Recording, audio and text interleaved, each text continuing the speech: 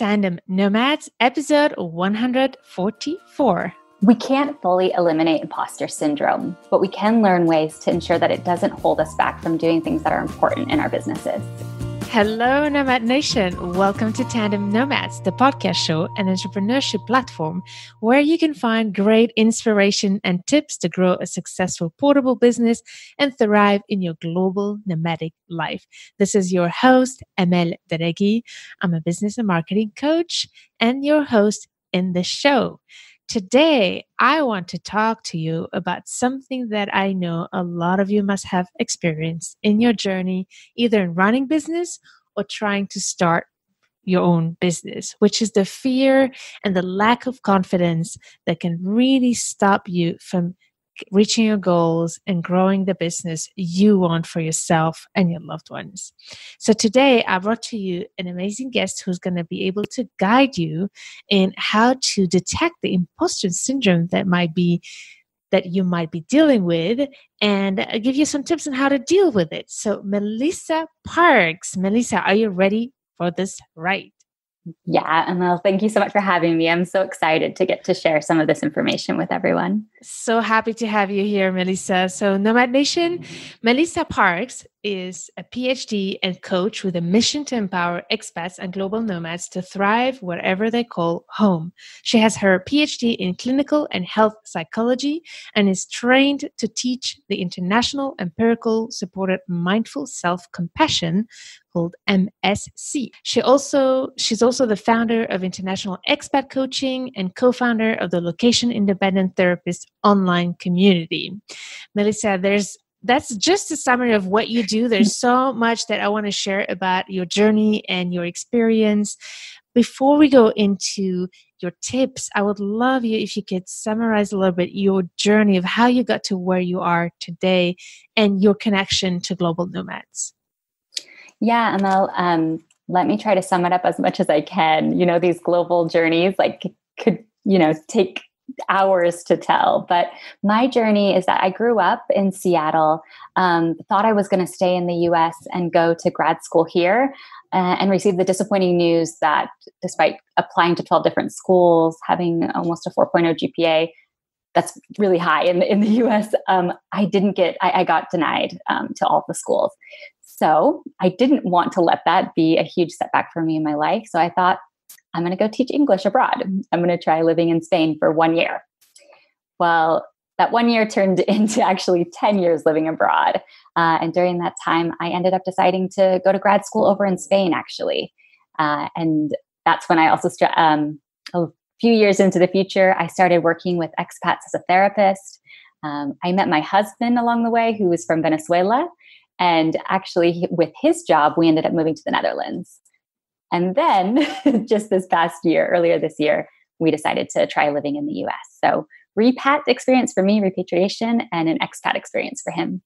That must be quite exciting journey that you're going through right now.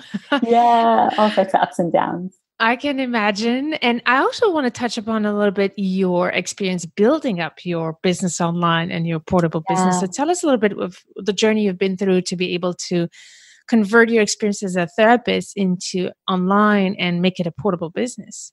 Yeah. So a funny thing is that the day I met my husband, he just had started his entrepreneur journey. And I thought, wow, that's a lot. I would never want to do that. But what I read at that same time was that if you want to date an entrepreneur, you need to find something you're really passionate about. So I started my blog. I started an Intentional Expat blog. And that ended up, because I was so passionate about it, I think attracted to potential ideal clients. And I started actually working with some of the people who contacted me through my blog as therapy clients. And I, along the way, decided, okay, maybe entrepreneurship is for me, and ended up starting my company. When we moved to the Netherlands, I decided to give the online therapy a try. I know you recently interviewed Dr. Sonia Yeager, and she was actually really influential in my own journey of trying out online therapy and kind of going in 100% there. So that's the glimpse of my journey there. That's so interesting. And yes, Nomad Nation, if you're listening, I will link the episode with Dr. Sonia Yeager, because you're also actually working with her in building this online community of therapists. Yeah, exactly. The one you mentioned earlier, we're co-founding it together. We're hoping it will launch in early 2020. So if anyone's listening that's interested, stay tuned. That's so exciting. I want to just highlight a little bit something very important in your journey that I always, say to my clients, and you're such a great example of that, is that when you have an idea and you want to try out something, just do something about it. And you had a passion of talking and writing about being an intentional expat and the expat journey. And that has led you to being here and build the business you have today. So by just blogging and sharing your message, it helped you start having an audience and start connecting with people. And that naturally brought you business. Yeah, exactly. I think I wasn't ready to say I was taking the steps, but now I would always encourage people take intentional steps, right? To get started and experiment and see what works. Exactly. Nomad Nation, experiment. Don't be afraid of experimenting and trying out things. Just try it out and see where it leads. I always say, don't overthink this. Take action. Action will lead you faster and further than just sitting and waiting for the right moment to do the right thing, which leads us to today's topic, which is fear and confidence. We want to talk today about the imposter syndrome. And I would love you if you could first explain us what it is actually, and how can we detect it? Yeah. Okay. Great question. So important. You've probably felt it before. Like anybody who's listening has probably felt it before, because we know that 70% of people will experience imposter syndrome at some point in their lives. But it's that sinking feeling that you're going to be found out for being a fraud. And often, even though all the evidence points to the contrary, that you actually are doing a good job or are capable. So that's the interesting thing, is that very often very successful people suffer from imposter syndrome. How can we recognize those symptoms of imposter syndrome? Yeah. How does it express itself in the journey? Yeah. So I think when you're having thoughts of things like, especially for people probably listening today, things like, I'm not capable of starting my own business, or I'm going to be found out that I'm actually not an entrepreneur. Or the interesting thing is, even as you grow and become more successful in your career, often it can take on new forms, because often as you become more successful, you're surrounding yourself with successful people as well. Mm-hmm. So it's almost like you start comparing yourself to your colleagues, and imposter syndrome can creep in there as well. Mm-hmm. But it's things like that, like I'm a fraud, or I'm not cut out for this. Those are some of the typical thoughts that come up. It also really tends to come hand in hand with perfectionism. And also procrastination can usually be a pretty good example of when imposter syndrome is pretty near. Oh, yes. I think that procrastination and perfection are like a couple that are really hard to separate, because usually one leads to the other and one is the excuse of the other. Yes. I recently overheard a conversation of somebody saying, oh, that woman, she's a perfectionist and a procrastinator. What a weird combination. And I thought, that's always what it is. It's always hand in hand, that fear of, there's a fear of failure element there too that comes up. Yeah. And it goes back to when we started talking about your journey, just start somewhere. And a lot of people I know hesitate to start somewhere because they're like, I'm not good enough. I'm not perfect enough. And sometimes I think it's the fear of putting ourselves out there that stops us from doing it. And we use the fact that it's not good enough to not do it. Yes. Yeah. And I think maybe there, something to mention is the fact that, yes, it is fear. And I think sometimes we're waiting for that fear to go away. And we could be waiting for the rest of our lives if that's what we're doing. But that fear is there to protect you, right? That fear of, being vulnerable, of we can even experience fear of success, right? You're going to be more on display. You're going to, probably receive some negative feedback as if you do succeed. So that's the thing too, that can go hand in hand, fear of failure and fear of success. Definitely. It's the first time I hear somebody saying it, because I remember experiencing it myself in the past, fearing of putting myself out there. And if I succeed, and I had moments of high peaks where I'm scared right now because I cannot go back after this. Yeah, yeah, absolutely. It's a weird experience, right? I think and like you just said that you hadn't really heard somebody talk about it before. I think the first time I heard it too, I thought, fear of success? People experience that. And now I see it showing up for me all the time and in my clients' lives as well. Yeah. And that comes as we grow in our journey, I guess, that we have to keep continuing performing and keep being good at what we do and consistently putting that pressure. So there's these two spectrums, but at the end it's the same disease. It's this imposter syndrome that's hanging above our heads. So one thing that I noticed, and I think you too discussed it, is that the imposter syndrome is something that anybody can struggle with, but it's particularly an issue for entrepreneurs and even more for expat partners. So could you tell us why is that?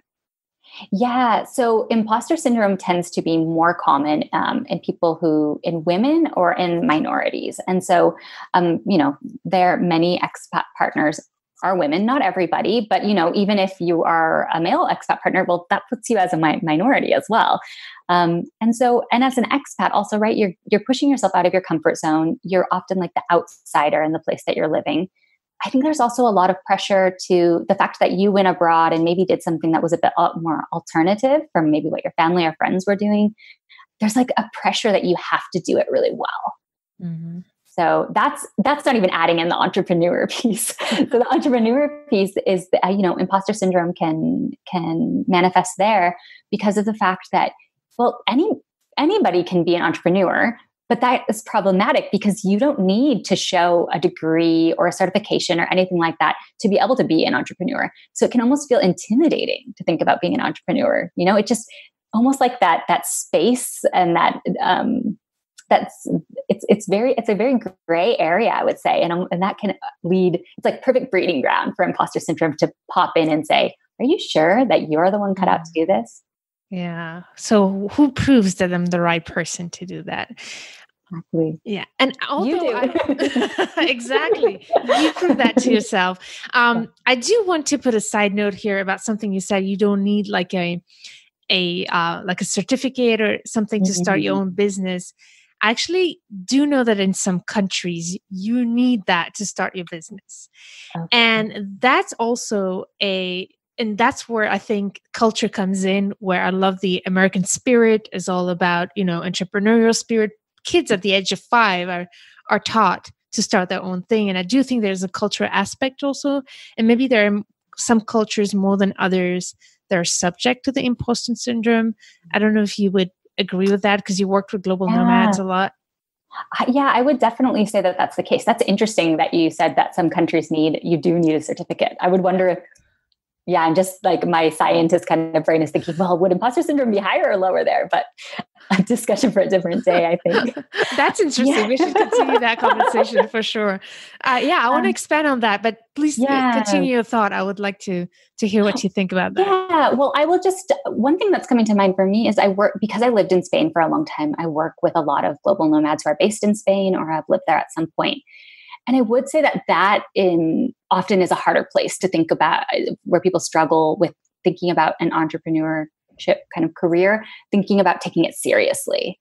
And actually, unfortunately, I would say too that in that country, there is still a lot of people who might be working under the table. And so then that can blur the lines too about really taking your company seriously. Mm-hmm. So that's one that, because it's a culture I know so well, it's one that comes to mind for me. But I definitely think that culture comes into play. And you're so right about in the US, I think, I grew up with kind of this mindset of, you can do anything. Although I think that then that does create some challenges for imposter syndrome too, because you kind of, there's a big sense that comes hand in hand with kind of having your self-worth tied up in how successful you are. And exactly. That is a terrible ingredient for imposter syndrome. Well, it's actually a great ingredient for imposter syndrome, but not helpful. I think you highlighted that very well. I can see there's like success stories have such a big part in the American culture that if you have not had that success story, then you're a failure, which is not necessarily true. You don't need to be, on the, I don't know, like a top millionaire in order to consider yourself a successful entrepreneur. What I can exchange about that, because I find it so fascinating about imposter syndrome and the parallel with cultures, Mhm. like the whole relationship with social media and putting ourselves out there in some cultures is really difficult. So the imposter syndrome here is more, oh my God, I'm putting myself out there. People are thinking I'm self-centered. People are thinking I'm this show off. And so it's not about the fraud. It's more about, in a way, it's about the fraud is like, I'm not the person. I don't want to be seen as the person who I'm not if I put myself out there as an entrepreneur, especially in the context of social media. Yes, it makes so much sense. Yeah. Well, because I also work with a lot, like, with this community I'm creating, I work with a lot of therapists. And so it's almost like there's this therapist culture too, where I see that happening, where it's like, no, I'm supposed to be focusing on my clients. Like, I don't want to put myself out there. Yeah. Social media is, I think, another one of those things that's really feeds imposter syndrome. Definitely. So I actually have a whole episode about that. So I'll put a link. Oh, I'll put the link on the show notes of this episode about the importance of putting ourselves out there and how we're actually using also that as an excuse to not put ourselves out there. But let's deal with that imposter syndrome. So how do you recommend to deal with it once we identified that, okay, is this imposter syndrome? And now what do I do with that? Yeah. Yeah. So I think when we notice that it's imposter syndrome, and, I would say that the cousins of imposter syndrome are like our inner critic and fear. I don't know. They're all just, they're like a family there together. When we notice those things coming up, our instinct is to want to just get rid of them. It's like, okay, how can I just like push them to the side and get to that place where I feel full confidence 100% of the time? And I usually have to break the bad news to my clients, like that doesn't exist. I'm pretty transparent with my clients. Like, I experience imposter syndrome, and it's a pretty good shapeshifter, I would say. It comes up in different ways, and sometimes can be very sneaky. And like I said earlier, sometimes it's when I'm procrastinating on doing something, I look back and think, that was definitely imposter syndrome that was coming up. So just a couple things there. We can't get rid of it. Kind of accepting that. Remembering everybody has it, or not everybody, but most people do experience that, at least at some point in their lives. So just, I think, acknowledging, naming the fact, like, this is imposter syndrome, that can remove so much of its power, because usually we have a thought and we think about it as absolute truth. And so actually saying, like, I'm having the thought that I'm an imposter, it makes a big difference. Just naming it. So you're recommending name it and say it out loud, and then ask yourself, is that really true? Yeah. And sometimes I even go a step further with my clients and tell them to have a conversation with it. Right. So imagine, like, okay, imposter syndrome is right here at you, or next to your desk with you. What's it trying to tell you right now? Because usually it kind of has a misguided message, but it's trying to tell us something helpful, right? Like, I want to keep you safe. I want to keep you safe from things like judgment or negative feedback or painful growth moments in our companies. And so if we can say, okay, I hear what you're saying, but this is really important to me, then we can move forward and do the thing anyways, even though it's there. Yeah, I love that you say that. Yeah, we have to have that conversation with the imposter syndrome. And I think, just recognizing it is already a huge step. I'm just trying to picture in my situation or some of my clients, once we do that, what's next? Yeah.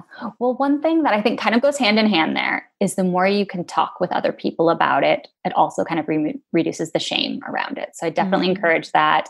If you're in Facebook groups with other people, or, just part of other groups. I know that you run some groups as well. And so just, find the entrepreneurs in your life, or people considering being entrepreneurs, who are able to have these real, like, hard conversations. So you can remember, like, I'm not alone. Like, there's nothing wrong with me for having these thoughts. I think those might seem like simple things, but they can be really powerful and really big. Yeah. I think also, like, another big thing is thinking about, what's kind of your vision or your why of your company? Why is this important to you to own your own company? Because often when we can, like, really stay, like, rooted in that, even though imposter syndrome is right there, right next to us, we can like take a step forward anyways. Yes, I love that you say that. This is so important to remember why you're doing this. And when I talked about the episode about how, how to put ourselves out there, I was talking about the importance of putting ourselves out of the equation in order to deal with that. Like, and I love that you brought that up, because that's for me the next step, like to realize that if you know your big why, and I love that you said that, the big why, that's going to nourish you and give you the energy to be able to deal with that barrier that's stopping you from moving forward. I love that you brought it up. I want to share with you one thing that has helped me is to surround myself with the peers on a regular basis and to talk it to them, because I know that they will be honest with me if I really suck at something. They will tell me this is not okay. But they will also tell me, hey, stop saying that's not okay, because it is more than what actually we expect from you. Yes, I love that. I love what you just brought up, because it's like, I have a coach that I work with, and she talks about it as like imposter syndrome can be a skill set issue or it can be a mindset issue. And so sometimes it's like, I actually need, like, imposter syndrome is giving me the message of like, or, like you mentioned, your friends and colleagues here, giving you a message of like, you need to do better. But also like, what about the piece where it's saying you're not good enough and you actually are, right? That's more the mindset piece. Yes. And I think acknowledging what's working is so important. Yes. And I mean, celebrating our successes, it's so important. But here we go. I'm going to ask your help here, because here is where I struggled. Yeah. So I talk a lot about celebrating success and to be able to acknowledge what's working in order to not have imposter syndrome come and take over the show. So I realized that because once you reach your goal and you grow, the more you grow, once you reach that goal, you're already far ahead in your head. You're already the next step. Yeah. So celebrating that goal at that moment feels so small. Oh, okay. Yeah. It doesn't feel like it connects with like what you're actually celebrating. Exactly. Because by the time you reach that goal at the date you decided it, I mean, and I see it with other clients too, the plans are already the next step. What's next? Yes. So how to make sure that even if when we stop to celebrate it, we do it intentionally. And you talk about being intentional. Yeah. I think it's so good, right? Because, well, I do want to say, I think sometimes this is like perfectionism coming in, right? I don't mean that you're a perfectionist, but it's a fine line between being a high achiever and being a perfectionist. And so the perfectionism tends to say like, what's next, right? And it's like super focused. What's next? And like we said, perfectionism and imposter syndrome go hand in hand. So I want to make sure perfectionism doesn't drive the show. I think really it's about trying to be in the moment, right? And really acknowledge like, what were all of those hard things and hard, even small moments that got you to where you are right now, and trying to really maybe remember what they were. Or I know I do some bullet journaling, and I can actually go back and see like, what are the things I crossed out? And that helps me remember, oh yeah, like now it's just a check mark, but it was really hard when it was on that specific day. It was a hard thing to check off. That's amazing. Thank you for sharing that. That's so important. And I love that you talked about journaling and keeping track of it. And Nomad Nation, that's going to be a perfect segue to the episode that's coming, that's just before this one, where I share my journey. So my podcast has been quite helpful, and I'm sorry, Nomad Nation, if I'm using you for that, for me to remember the journey I'm going through, because journaling was not powerful enough for me. And what I did recently, and I had goosebumps, was to listen to my previous episodes where I shared my journey, my struggles, and my goals. And then I had to listen to them, and I was like, oh my God, what has happened in 1 year? It felt like 10 years. And that was so helpful to just hear myself tell it out loud. What was my goal? And then see where I am today. So yeah, I do like that idea, Melissa. So Nomad Nation, if you are dealing with these same issues, think about how you can also celebrate your wins and keep a track of it. Keep a visual or audit or audio track of it, whatever works for you best, so that you can remember and really celebrate intentionally. Because for me, it was not enough to just, pop a bottle or, I remember taking my husband out because that was the deal. If I reach my goal, I take you out to a really nice restaurant. We did it, but it did not feel exciting.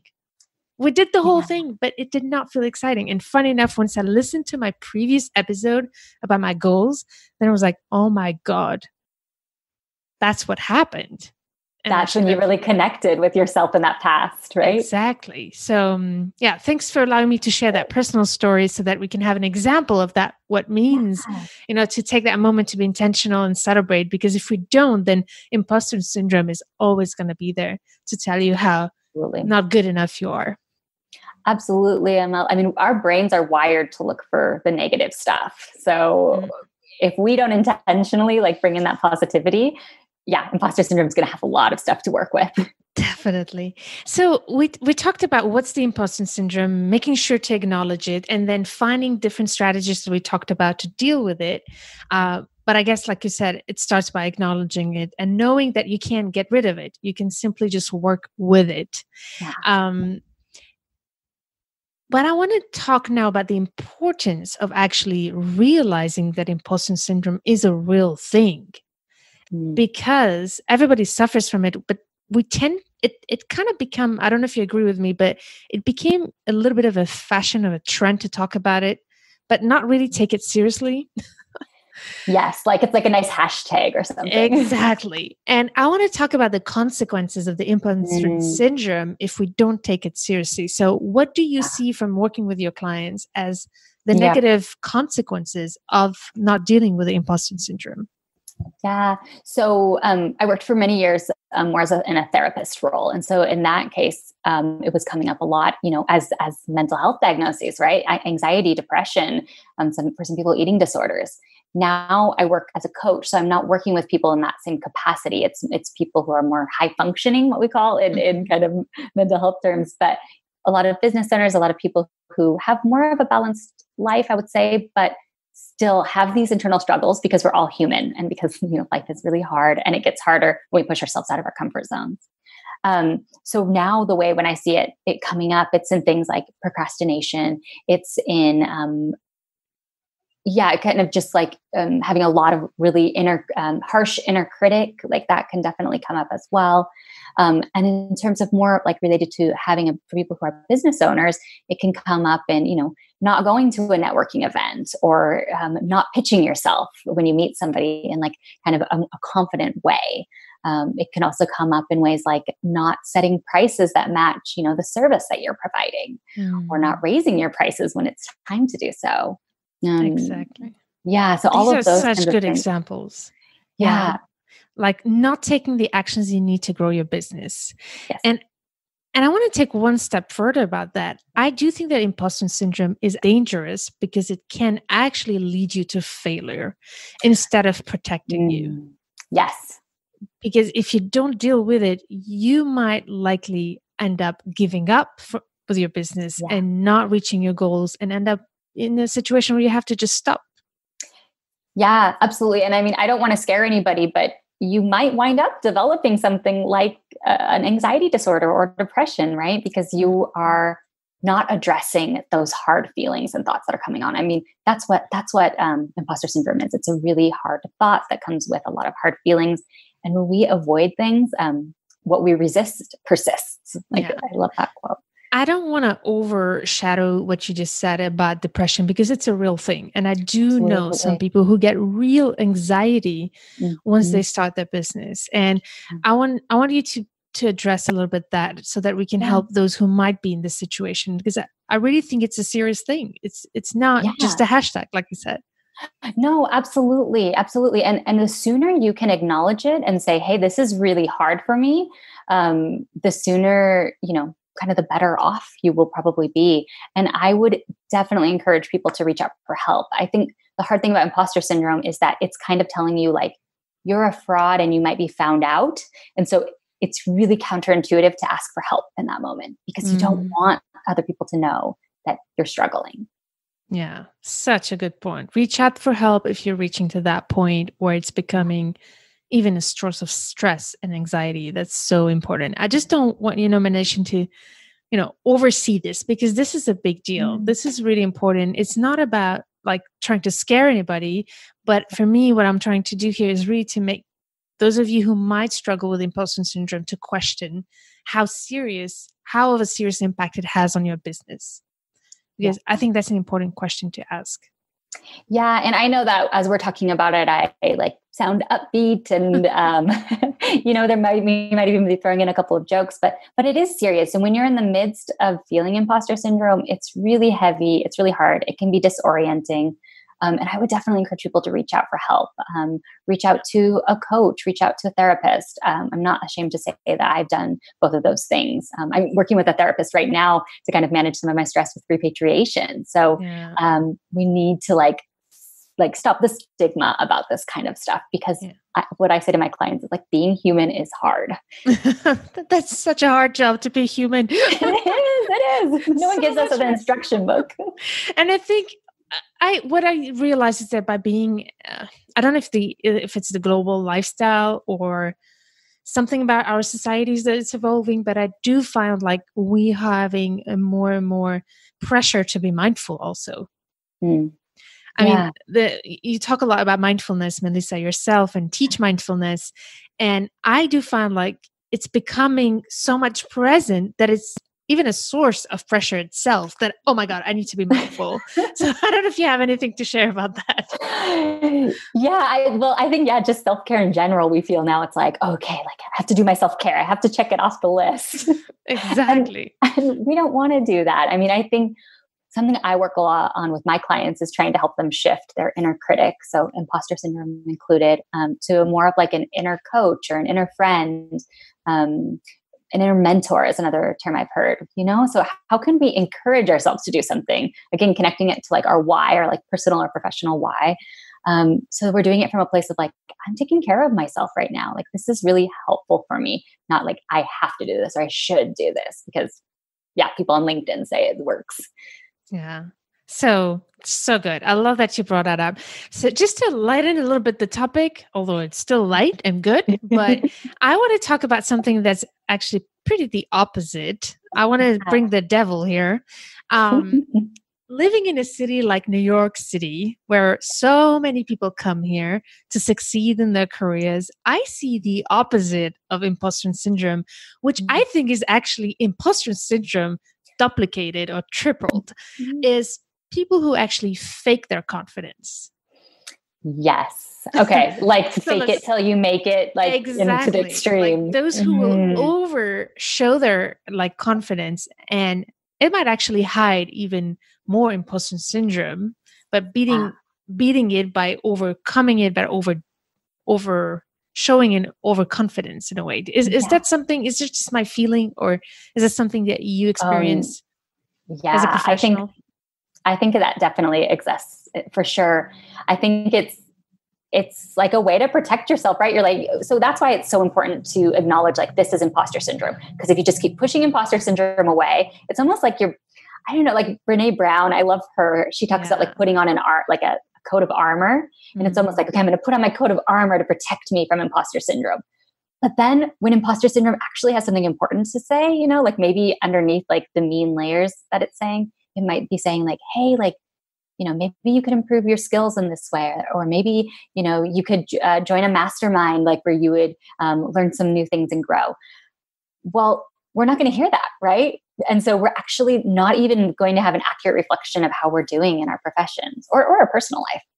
Yeah. So it can be our friend, I think. And I think we can make it our friend. Yeah, it can be our friend. So how could we balance that? How do we know what's fake, what's true in our thoughts, if we're in that situation? Yeah. Well, I think I'm going to bring up mindfulness. Mindfulness I find to be so helpful because of the fact that mindfulness asks us to tune in to what's going on inside of us. Instead of running away and like pushing everything down or to the side, it allows us a way to like notice our thoughts without getting wrapped up in them. And when we can do that and we can just observe our thoughts, usually we can pay attention to which ones are valuable too. Mm-hmm. That's so good. Yeah. Yeah. And then I teach this course called Mindful Self-Compassion. And so it has not only mindfulness, but also self-compassion. And self-compassion, often people are like, that's a very weak or soft thing to talk about. But actually, it's a really strong thing to do, to tune into how am I feeling? And when I'm hurting, how can I take care of myself in that moment? And so self-compassion is all about, not so when we fail, we don't have to beat ourselves up for the fact that we failed. We can just say, okay, that happened and it's okay. And it doesn't mean anything about my self-worth or who I am as a person. This is so good. Yeah. Sometimes we avoid putting ourselves out there because we're so afraid of not actually even what someone else on the outside is going to say, but what we're going to say to ourselves. Yeah. Thank you for reminding us that. That's so important. I mean, the self-compassion is another thing that we hear a lot that I think is losing its power by just hearing it too much without really filling it with meaning. And it's a great reminder here that you bring us up that it's important to acknowledge failure, learn from it, but it does not mean that it's affecting or changing our self-worth. It's one thing to fail at a task, fail at a mission, fail at a goal, but it doesn't make us less of a human being or a nice person or a good professional.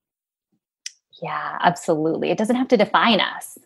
Exactly. So I think embracing the fact that failure does not define us is a great step also to deal with imposter syndrome.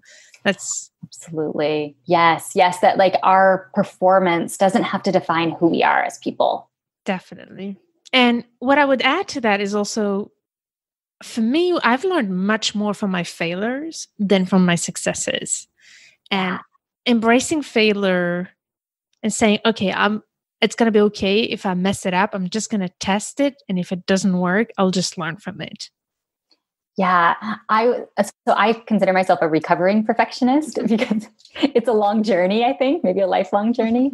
And so it's a struggle for me to take on that mindset of experiment, just try it out, let yourself fail. But I know, like what you just said, it's so important. And I learned so much from doing it. And I see the same thing with my clients too. So I just keep encouraging myself and trying to do it with a self-compassionate voice too. Like, you can do it. I believe in you. Maybe the things like, if anyone is listening who has children, how would you encourage your kids? And do that to yourself. Amazing. These are such great insights, Melissa. Thank you so much for sharing all of that. I want to know a little bit if you have like one thing you think we did not touch upon that you'd like to share in this conversation before we end this episode. Yeah. So one thing that I didn't mention, but I think is important is, another way that we can combat imposter syndrome is trying to find, somebody who's just a little bit less far along in their journey, that, you can serve as a mentor to them. I find that teaching something or, guiding somebody along the way can also be such a good reminder of how far along you've come and how much you've learned. It's so funny that you say that because I'm running now the Business Idea Accelerator program, and we were just discussing that how everybody is an expert at something. There will always be someone in the room that knows less than you do. Yes, it's such a good way to look at it, right? I look at it in that from that mindset. Yeah, so acknowledging that and using that to help others is such a good idea, Melissa. So like mentoring or helping someone who knows less than you do in order to see how good you actually are at what you do.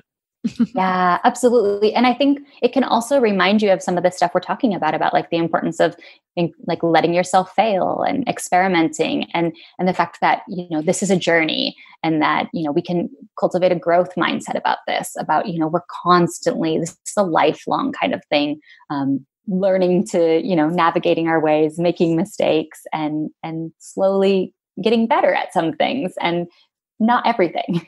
Yeah, this is such a fascinating topic. I would love to continue for hours to talk about this, but I think you've shared so much great insights here. And we will add in the show notes of this episode some of the resources we mentioned here.